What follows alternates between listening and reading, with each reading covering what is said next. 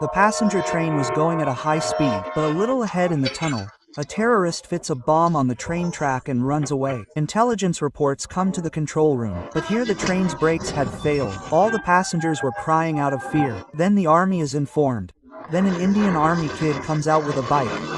The kid quickly reaches the tunnel and starts driving the bike at a high speed with the bomb and coming out of the tunnel. As soon as the train comes out of the tunnel, a big explosion takes place, but the train goes out safely and the kid saves all the passengers. But no one liked or subscribed.